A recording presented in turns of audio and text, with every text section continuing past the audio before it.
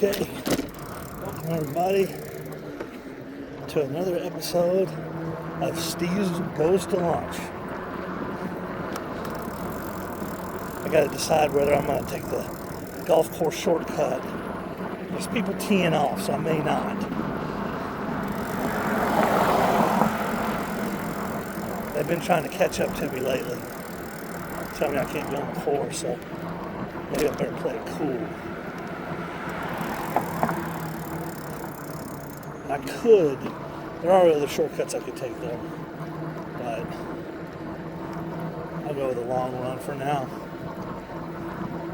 Another beautiful hot day in southeast Texas, just outside of Houston, Texas.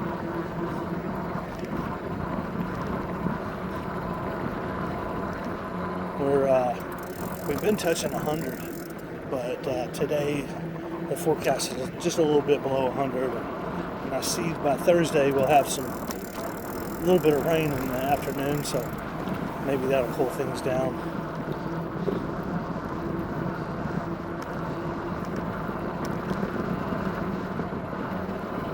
Well, interesting enough, in the polls and the prediction markets, I see Kamala has been slipping this week and falling back even with Trump.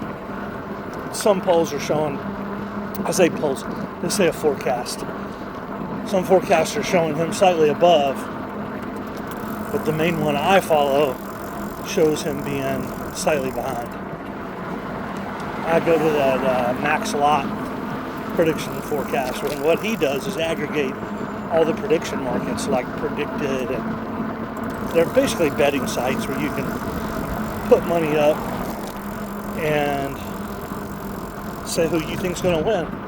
And so based on the probabilities is how much payback you can get. And it can be fun if you're really into politics and you got a few dollars. I think I invested about $100 back in 2016, and I collected about $2,000 when Trump won. And one of the reasons I collected so much was Trump was not doing good in the polls, and the prediction markets had started to shift towards Hillary. Little did we know, it was all oversampling of whatever way they wanted to skew the polls. And so it became very clear that somebody was trying to fool somebody, because there's this strange thing in politics and elections. People want to go with a winner. Like if they know so and so is going to win, they'll vote for them, even if they don't support them, just because they want to be on the winning side. And so there's strength in acting like your candidate's winning. It has to do with voter sentiment. I'll be glad when this election cycle's over with.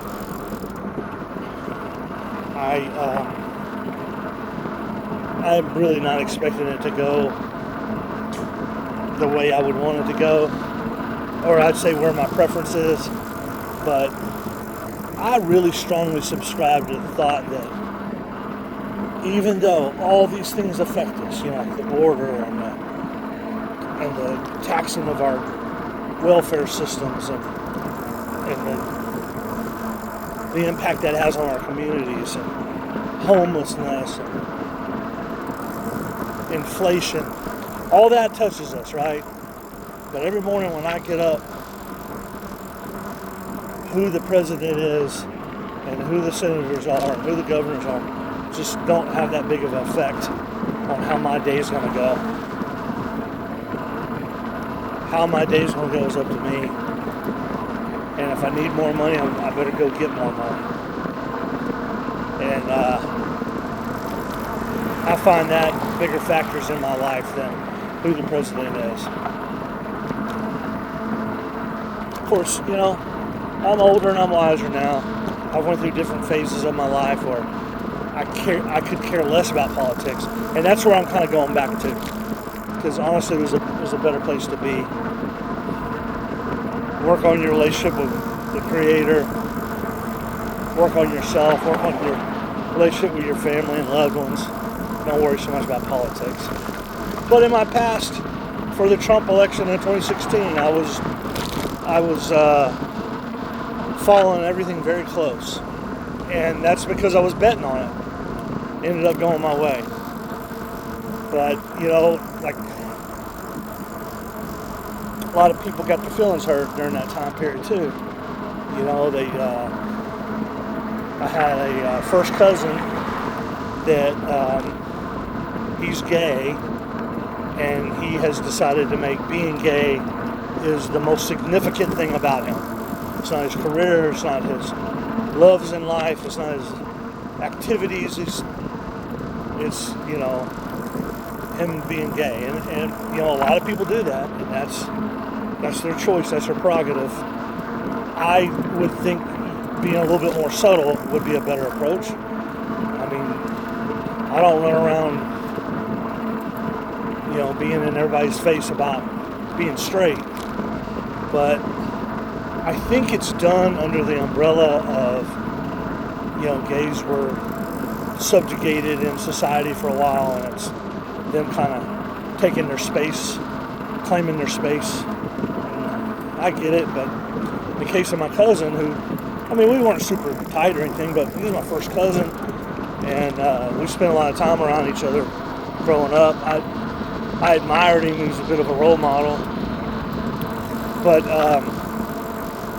he said that anyone that supports Donald Trump is attacking gays, because in his mind, Trump does not support gays. And I think maybe it had more to do with Pence, because I don't think Trump's ever been anti-gay. Like, all this TV stuff, like, I just haven't got that vibe from him. But I also, I don't care about that political spectrum either. Like, I just want to see the person, not their orientation. I don't want them to have anything happening to them or be treated bad or anything, but I just can't walk around my whole life and learn about that. So my political affiliation with wanting Trump to win cost me a relationship with a family member, and I haven't spoke to him since. He didn't come to my parents' funerals. He boycotted them because my parents were Trump supporters. They died right after he got elected, and he boycotted their funeral. I was just blown away by it, and I lost some friends. I've had some lifelong friends that, we had grown apart.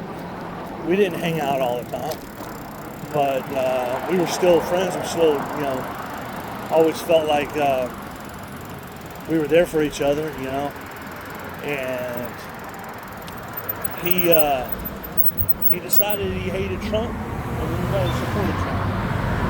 So he went on a wild rampage on social media,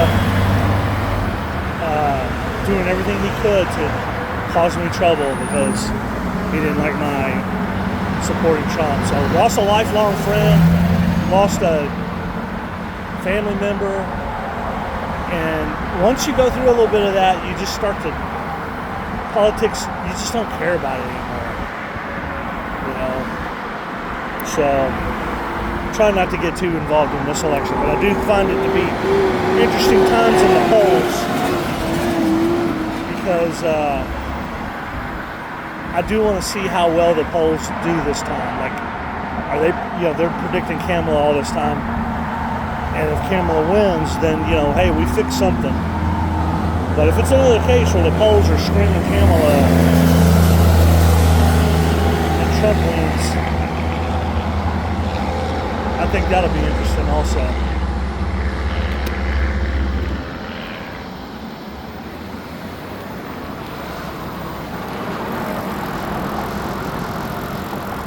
People do not like people on bikes. I don't know if you saw that Mercedes, but he was trying to protest me crossing the street, even though I was in a bike lane and I had a green light. Often wonder, do people like that think that I don't have a car?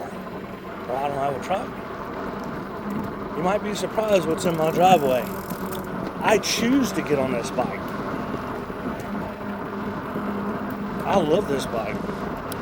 And I love driving around the neighborhood, getting some exercise, getting some sunshine. And lately I've been documenting almost all my rides on video, which I put on YouTube, which I don't get a lot of views. Like, when I pass 3 views, that's a big video. And I gotta stop this one to take a call.